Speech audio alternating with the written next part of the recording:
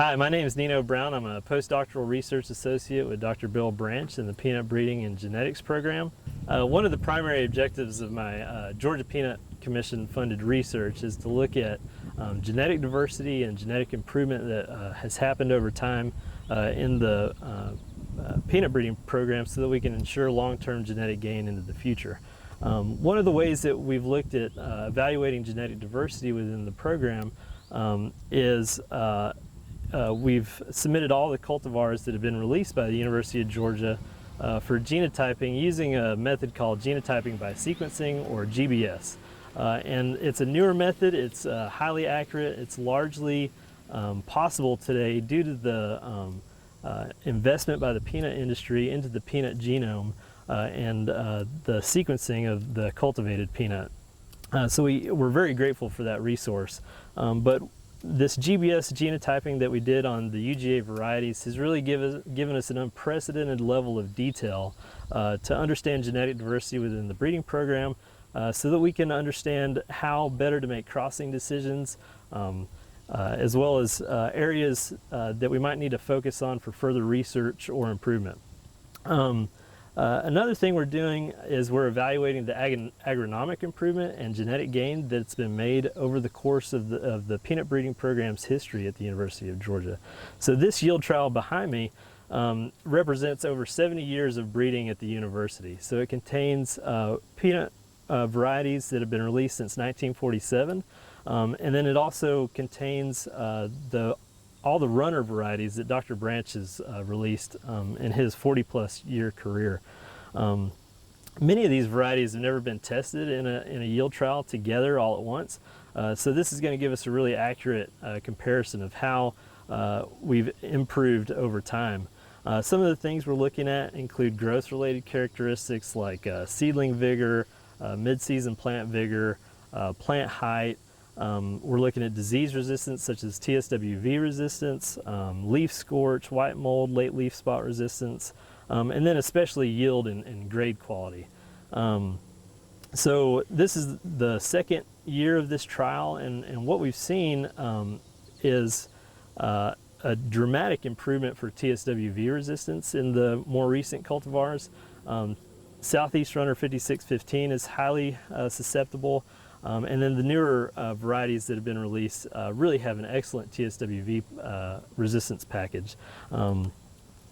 As far as yield goes, yield improvement has also been dramatic. You know, right now we only have the 2019 yield data to look at, but what we've seen is Southeast Runner 5615, which was released back in 1947.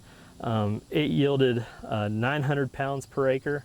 Whereas Georgia 16HO topped the yield trial with 4,800 pounds per acre. So that represents an over $700 an acre improvement, just underscoring the value of the peanut breeding program to growers in our state. Something different we're doing in this trial is we're also using drones to take plant growth characteristic measurements. Last year was our first year doing it.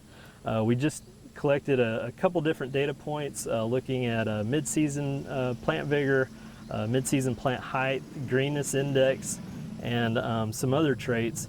And the correlation between those drone collected image data points and our measurements on the ground were really, really high. I mean, they're very accurate. And so it was so successful that we've expanded the list of traits that we're measuring this year with the drone. And we're looking at seedling vigor. We're trying to get more images throughout the season to kind of measure growth rate.